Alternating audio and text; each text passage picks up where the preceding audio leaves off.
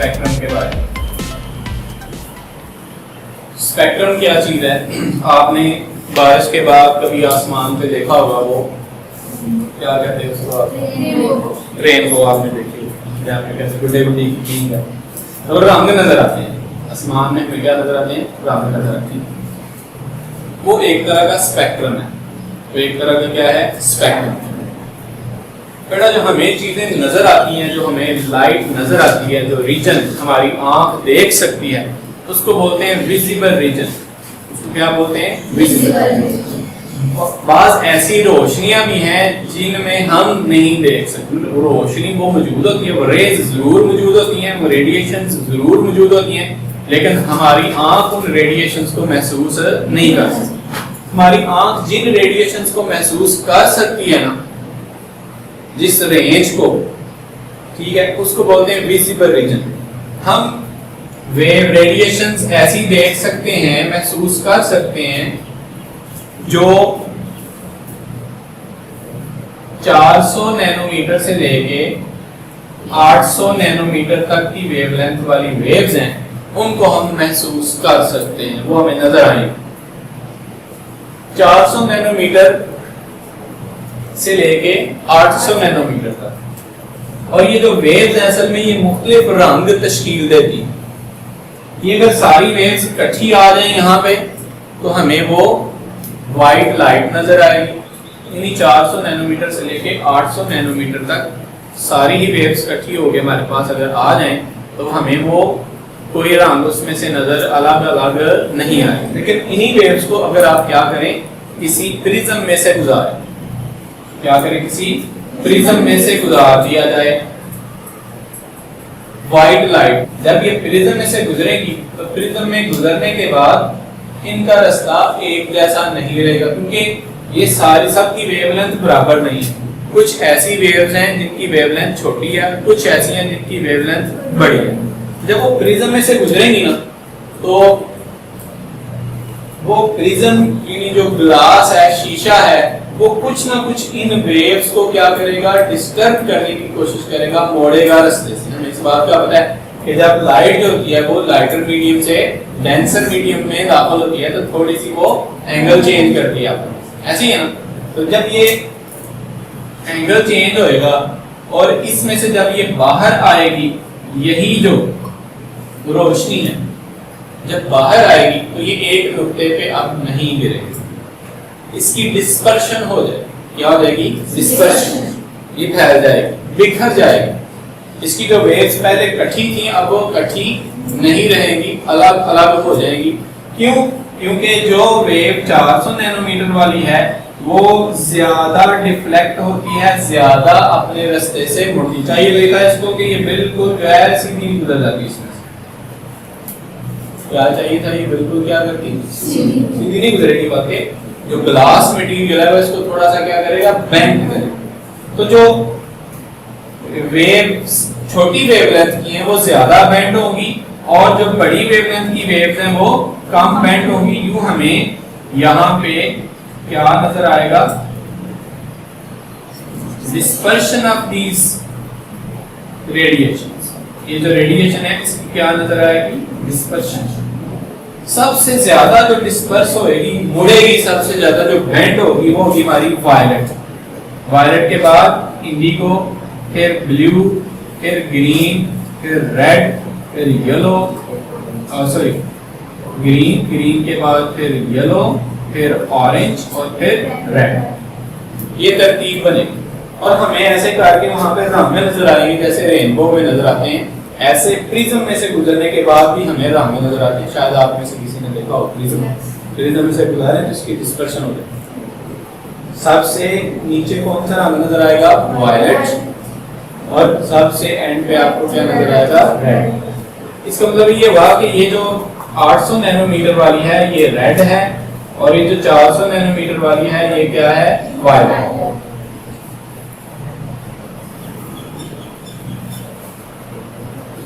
तो ये आपके पास बन गया विब-गॉयर। क्या बन गया? विब-गॉयर बन गया। इसको याद रखें। वायलेट जामुनी सा कलर होता है, इंडिगो थोड़ा सा गाढ़ा होता है, ब्लू ब्राइट ब्लू होता है, ग्रीन, येलो, ऑरेंज और रेड, ये आपके रंग का। ये जो आपको हासिल होएगा यहाँ पे, व्हाइट लाइट जब प्रिज्म में से पास करे उसके बाद आपको व्हाइट लाइट मुख्तलिफ रंगों में डिस्पर्स होकर मिल जाए, और ये जो चीज आपको यहाँ पे मिलेगी, ये जो विजुअल डिस्प्ले मिलेगा, ये जो आपको विजुअल डिस्प्ले मिले, यानी आपको जो नजारा नजर आए, इसको बोलते हैं स्पेक्ट्रम। इसको क्या बोलते हैं? Spectrum.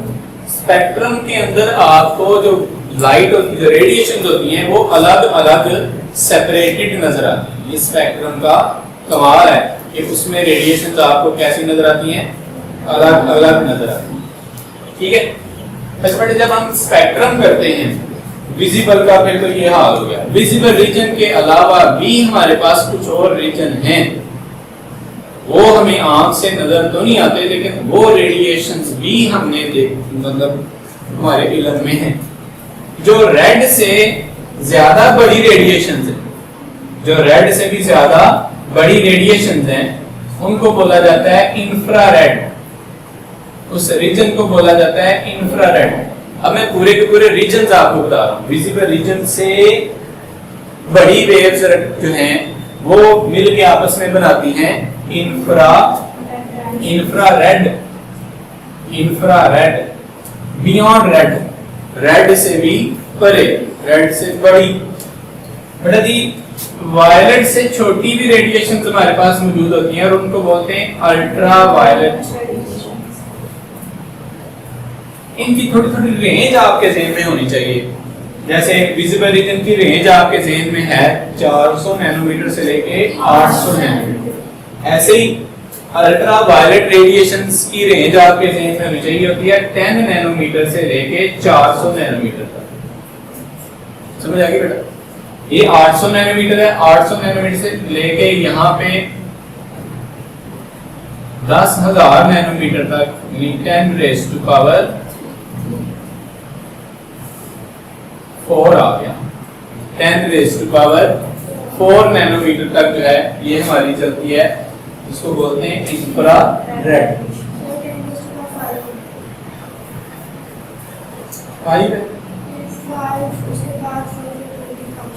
10 raise to power 5 nanometre तक जो है ये चलती है इंफ्रारेड। इंफ्रारेड से भी बड़ी जो वेव्स हैं उनका जो रीजन है उसको हम बोलते हैं माइक्रोवेव। और ये माइक्रोवेव हम इस्तेमाल करते हैं माइक्रोवेव ओवन में हीट करने के लिए। माइक्रोवेव ओवन ये 10 रेज़ टू पावर 7 तक इनकी रेंज, 10 रेज़ टू पावर 5 से लेके 10 रेज़ टू पावर 7 तक नैनोमीटर। माइक्रोवेव से भी बड़ी वेवलेंथ वाली रेडिएशंस का जो रीजन है एंड पे वो है रेडियो वेव्स। और ये रेडियो ट्रांसमिशन के लिए हम इस्तेमाल करते हैं। ये 10 रेज़ टू पावर 9 नैनोमीटर तक हो सकती है, यानी 1 मीटर तक इसकी लेंथ हो सकती है।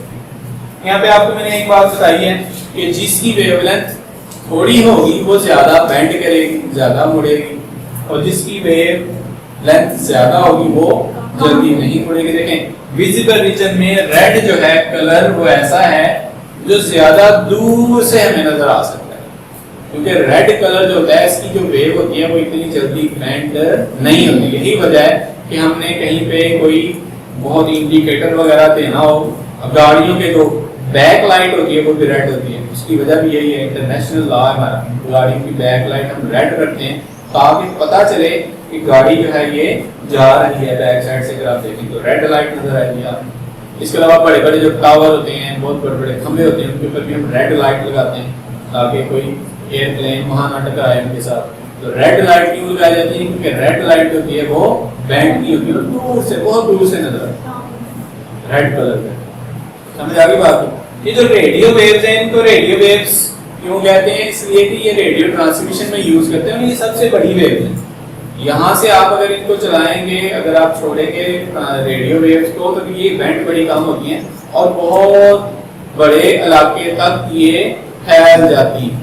दूसरा, इनकी एनर्जी भी बड़ी कम है, वेवलेंथ बड़ी है ना, तो ये बॉडीज को इफेक्ट भी नहीं करती, ठीक है। और बहुत दूर दूर तक हमारा पैगाम रेडियो वेव्स के जरिए जा सकता है, क्योंकि रेडियो वेव्स भी इतनी जल्दी बेंड नहीं होती, बहुत ज्यादा फासला तय करती है। अच्छा बेटा, यहाँ तक समझ आ गई। अल्ट्रावायलेट से भी छोटी वेव्स होती हैं और उनको हम बोलते हैं एक्स रेज। क्या बोलते हैं? X rays. और एक्स रेज की जो हमारे पास रेंज है वो है 0.1 नैनोमीटर तक। 0.1 नैनोमीटर। बेटा एक्स रेज से भी छोटी वेव्स मौजूद हैं और उनको बोला जाता है gamma rays, gamma radiations, gamma rays. और ये 0.001 नैनोमीटर तक इनकी वेवलेंथ छोटी। इनसे भी छोटी वेव्स मौजूद हैं जिनको बोला जाता है cosmic rays, high energy radiations, cosmic rays, जो कि जाहिर बात है इससे भी छोटी वेवलेंथ, इनकी रेंज और ज्यादा छोटी है। यहाँ तक क्लियर हो गया? तो विजिबल रीजन के अलावा भी हमारे पास कितने रीजन हो गए? 7। 3 रीजन ऐसे हैं जो रेड से बड़े और 4 रीजन ऐसे हैं जो वायलेट से छोटी वेवलेंथ रखते हैं। इनकी रेंज समेत आपको इनके नाम याद होंगे। ठीक हो गया? तो यहाँ तक हमने जो पढ़ा है वो क्या पढ़ा? स्पेक्ट्रम। स्पेक्ट्रम है क्या? Spectrum is a visual display when white light is passed through the prism, a dispersion of white light occurs. It is separated into various colors, various wavelengths of radiations, and a dispersion visual display is obtained. This display is called spectrum. इस display को क्या बोला जाता है? Spectrum बोला जाता है। ठीक है? इसका क्यों होती है ये डिस्पर्शन? वो शुरू में लिखा हुआ है कि जब लाइट आप को प्रिज्म में से गुजारोगे, एक लाइटर मीडियम से डेंसर मीडियम में दाखिल करोगे, सारी वेव्स एक जैसा बिहेव नहीं करेंगी। वो वेव्स जो कि छोटी वेवलेंथ वाली हैं वो ज्यादा बेंड होंगी और जो बड़ी वाली हैं वो ज्यादा बेंड नहीं। इसलिए पॉसिबल है हमारे लिए कि अगर हमारे पास व्हाइट लाइट आ रही है, हमारे लिए पॉसिबल है कि हम उसको प्रिज्म में से गुजारें और प्रिज्म में से गुजारने के बाद उसको क्या करें? सेपरेट आउट करें। तो सेपरेट आउट करने के बाद जो हमारे पास चीज आएगी, जो हमारे पास डिस्प्ले आएगा, उसको क्या बोलेंगे? स्पेक्ट्रम। क्या बोलेंगे? स्पेक्ट्रम। अब ये स्पेक्ट्रम 2 तरह का है। स्पेक्ट्रम कितनी तरह का है? 2 तरह का। कौन कौन सा? कॉन्टिन्यूअस स्पेक्ट्रम और दूसरा कौन सा है? Line spectrum.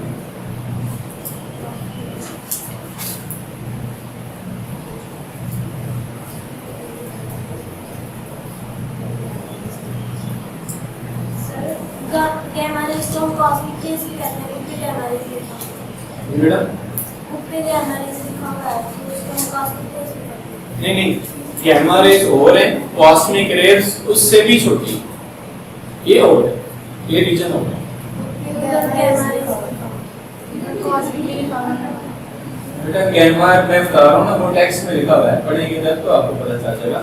बुक पे गैमा रेज का ही है, कॉस्मिक उसने नहीं बनाई, लेकिन मैं आपको बता रहा हूँ कि गैमा रेज से भी छोटी वेवलेंथ वाली रेज का रीजन होता है, उसको बोलते हैं कॉस्मिक रेज। ठीक है? 7 रीजन है टोटल विजिबल रीजन के अलावा, आपने याद रखना। ठीक है?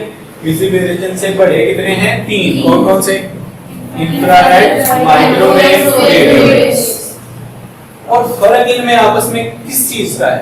वेवलेंथ का डिफरेंस है। वेवलेंथ का डिफरेंस। अगर आप इन सबको चलाएंगे ना तो सब एक ही स्पीड से चलेंगे, स्पीड सबकी सेम होती है, लेकिन वेवलेंथ क्या होती है? डिफरेंट। जब वेवलेंथ डिफरेंट होती है तो एनर्जी भी क्या होती है? डिफरेंट होती है। एनर्जी भी क्या होती है? डिफरेंट होती है। अच्छा बेटा आगे, ultraviolet, x rays, gamma rays और एंड पे है कॉस्मिक रेज। कॉस्मिक रेज जो है सन के करीब ज्यादा पाई जाती है, सूरज के करीब। और ये आपको पहले भी बता चुका हूँ, क्योंकि ये बहुत ही छोटी वेवलेंथ, इसलिए जल्दी ये डिस्पर्स हो जाती है और जमीन तक ये काम नहीं पहुंचती हैं। गैमा रेज भी सूरज के करीब ज्यादा इनकी कंसंट्रेशन होती है, लेकिन ये भी जमीन के करीब कम, बल्कि सूरज इन सारी रेडिएशंस को खारिज कर सकता है, वो सोर्स है मेन। एक्स रेज भी बड़ी हद तक हमारे एटमॉस्फेयर के में दाखिल होने से जो है वो बच जाती हैं और पहले ही वहाँ ही खला में ये डिस्पर्स हो जाती हैं। ठीक हो गया? अल्ट्रावायलेट रेडिएशंस को फिल्टर करने के लिए कुदरत ने हमारे पास क्या लगाया हुआ है, ozone layer. Ozone layer in ultraviolet radiations को क्या करती है, फिल्टर कर देती है, और बहुत कम अल्ट्रावायलेट रेडिएशन हैं जो हम तक पहुंचती हैं। तो हम तक फिर क्या पहुंचता है, विजिबल रीजन, विजिबल रीजन, और अगर ये मौजूद है तो ये भी पहुंचती है। ठीक है, ये जो विजिबल रीजन की रेडिएशन है, जब ये जमीन के ऊपर पड़ती है और जमीन हीट अप होती है, तो जमीन भी हीट की वेव्स खारिज करती है। वो जो हीट वेव्स खारिज करती है वो इंफ्रारेड होती है। तो जमीन बदले में जो खारिज करती है वो क्या खारिज करती है, इंफ्रारेड रेडिएशंस।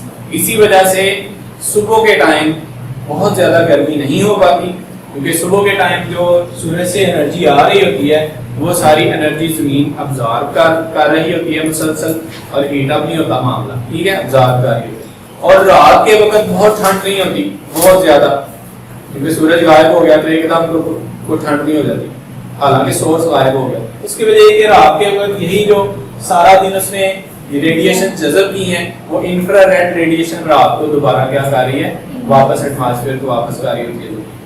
तो आपने शदीद गर्मी में महसूस भी किया होगा कि शाम के वक्त सूरज तो गायब होता है, लेकिन जमीन से ऐसा लगता है जैसे कुछ हीट अप नहीं कर रही है। वो इंफ्रारेड रेडिएशन होती है जो सारा दिन जमीन ताप रही होती है, वो फिर आपको शाम को महसूस करवाती है कि ना ये वेव आई वापस।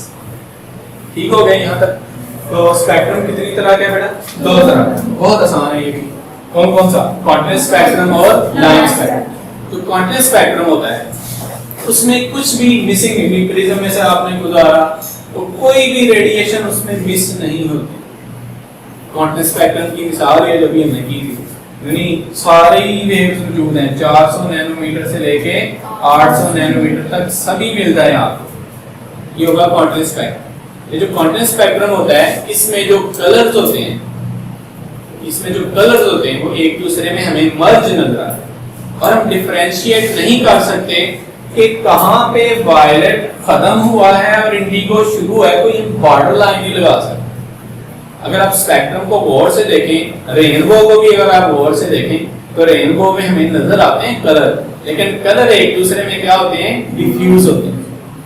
हम पक्का कोई बाउंड्री नहीं बता सकते, ये नहीं बता सकते हम कि जनाब कहां पे जाके वायलेट जो है वो एंड हुआ है और इंडिगो स्टार्ट हुआ है।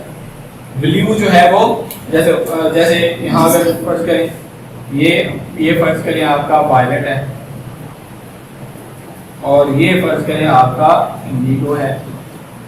तो वायलेट और इंडिगो में साफ नजर आ रहे हों, लेकिन इन बिटवीन ये जो रीजन होगा वायलेट और इंडिगो के दरमियान में, ये वाला जो रीजन है, यहाँ पे आपको क्या नजर आएगा, यहाँ पे आपको ना वायलेट नजर आएगा ना इंडिगो, बल्कि वायलेट और इंडिगो का आपको एक मिक्सचर सा नजर आएगा, और आप कोई बाउंड्री नहीं लगा सकते। जैसे ये मैं थोड़ी कोशिश कर देता हूँ, ये मेरे पास दो कलर है, थोड़ा सेंस ले लेंगे आपको। ये ब्लैक है, ये ब्लू है। अब ये ब्लैक में वाज़ेह नजर आता है, ये ब्लू के में वाज़ेह नजर आता है, लेकिन ये ब्लैक